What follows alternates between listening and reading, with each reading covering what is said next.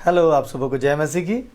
आज सुबह की आराधना परमेश्वर के महिमा के लिए हमने आपके बीच में सारी बातों को लेकर आया है और परमेश्वर की आज्ञा है, उस आज्ञा का हम पालन करते हैं और परमेश्वर हमें बहुत कुछ सिखाते हैं। हम मानव जीवन में हैं, मानवता के साथ हैं और जबकि हम मनुष्य हैं तो हमें कई कठिनाइयों के साथ, कठिन बातों की परिस्थितियों के साथ हम अपने जीवन को आगे बढ़ाते हैं और इसी में हम परमेश्वर की महिमा को पाते हैं। सब कुछ आसान नहीं होता और सब कुछ सरल नहीं होता और जीवन में अगर सब कुछ आसान हो जाए तो हम परमेश्वर को स्थान ही नहीं देंगे। इसलिए हमारे जीवन में सारी बातें उतार चढ़ाव की तरह आती है। हम अगर प्रकृति को भी देखते हैं तो पूरा संसार आपको ऊंचा नीचा मिलेगा, बराबर समान में नहीं मिलेगा, क्योंकि जैसा प्रकृति हमको दिखाती है वैसा हमारा जीवन होता है।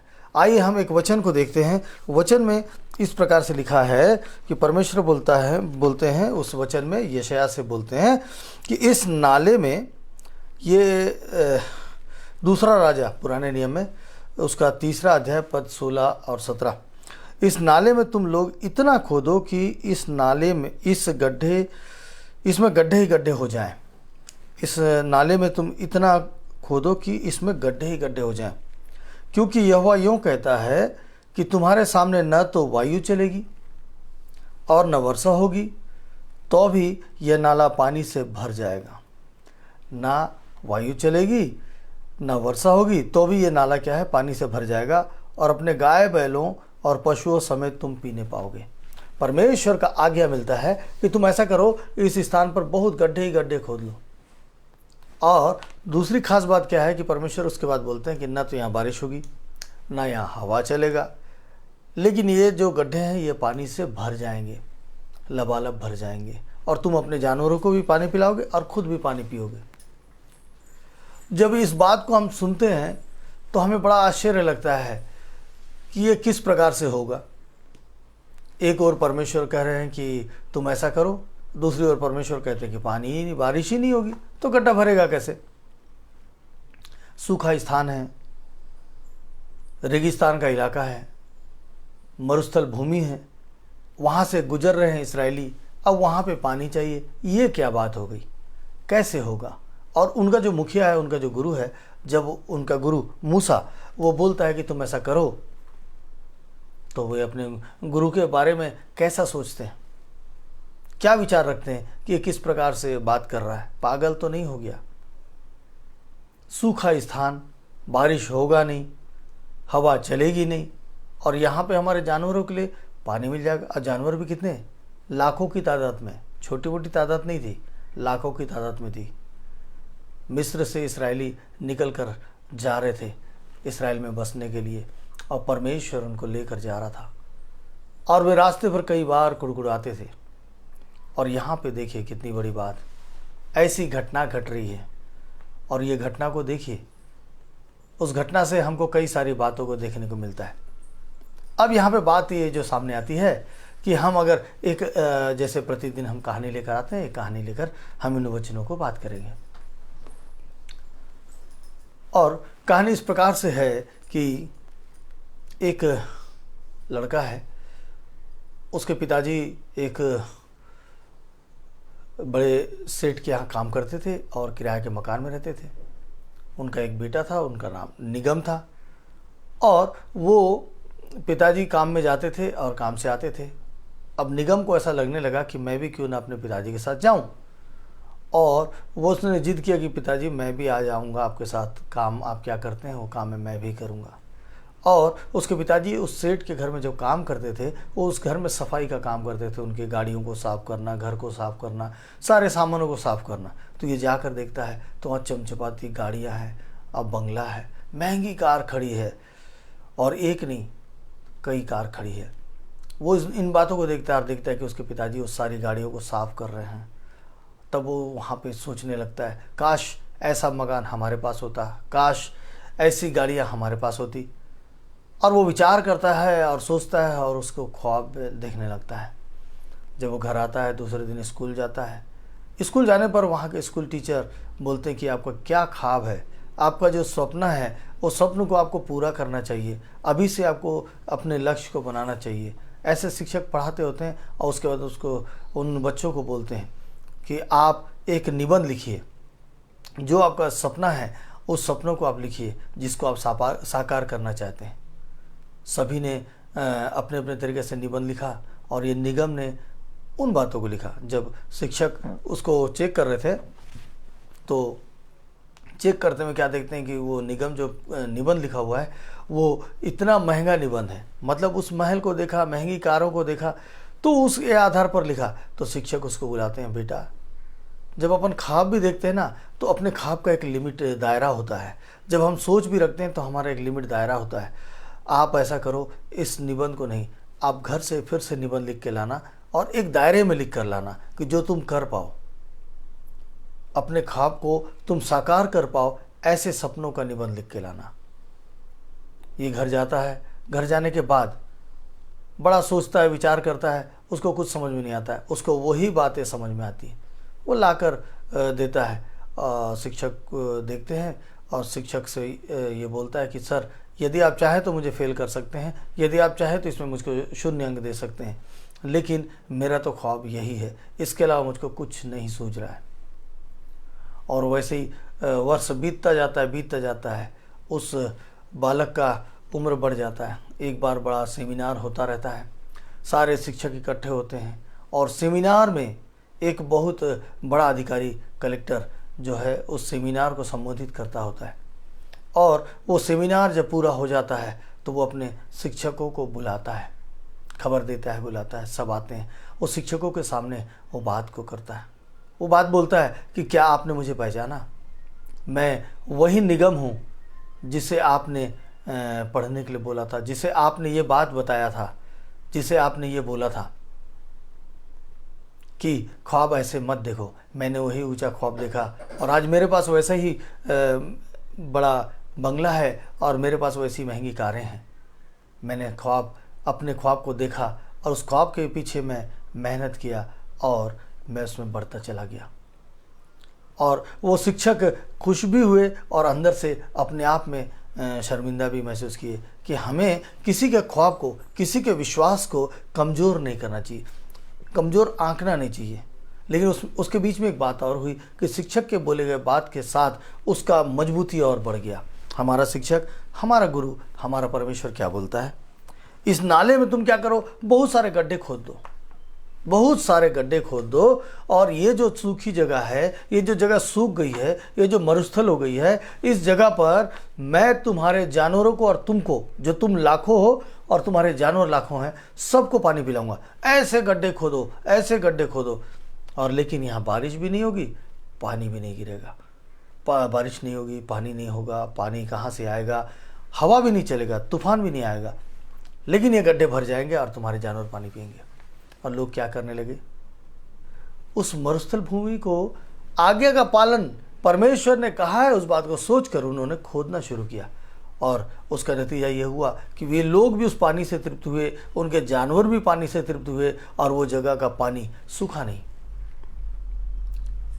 अगर वे लोग सोचते कि नहीं, हाँ यहाँ ऐसा थोड़ी ना हो सकता है, ये तो हमारा अनुभव बताता है कि सूखी ज़मीन में, सूखी भूमि में, मरुस्थल की भूमि में कैसे हम गड्ढा करेंगे और पानी निकलेगा। एक तो हम ऐसे ही प्यास के मारे मर रहे हैं, ऐसे ही हम थक चुके हैं, और ऐसे कामों को करके ये बेवकूफ़ी है, मूर्खता है।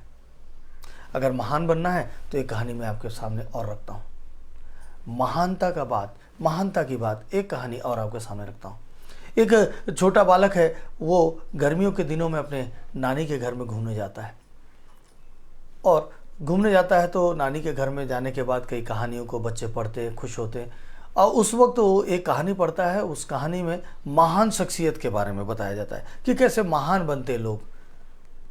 तो ये नाना से सवाल करता है, नाना आखिर लोग महान कैसे बनते हैं, कैसे महान बन जाते हैं? और उनका नाम बहुत ऊंचा हो जाता है, उनका ख्याति होता है, हमको भी स्कूल में पढ़ाते हैं कि वो महान है, वो महान बनते कैसे हैं? तो उसके नाना बोलते हैं, चल बेटा हम नर्सरी जाते हैं, 2 पौधे लेके आएंगे।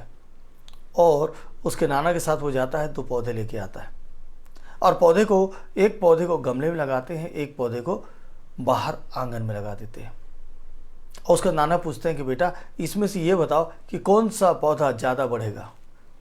वो बेटा बोलता है नाना ये जो अंदर गमला में रखा हुआ है वो ज़्यादा जल्दी बढ़ेगा उसका, क्योंकि उसका ख्याल बहुत होगा, उसको धूप नहीं लगेगी, उसको बारिश नहीं लगेगी और उसको तूफान नहीं लगेगा और उसको पानी दिया जाएगा बराबर, वो सबके सामने रहेगा, बार बार उसको देखा जाएगा तो वो जल्दी बढ़ेगा। तो उसके नाना बोलते हैं कि तुम एक काम करना, अगली गर्मी में जब आओगे तब इसको देखना। वो भी खुश हो जाता है, ठीक है। उस पौधों को वो जब तक वहाँ रहता है पानी वानी डालता है, खुश होता है कि मुझको तो अगली गर्मी में आकर देखना है।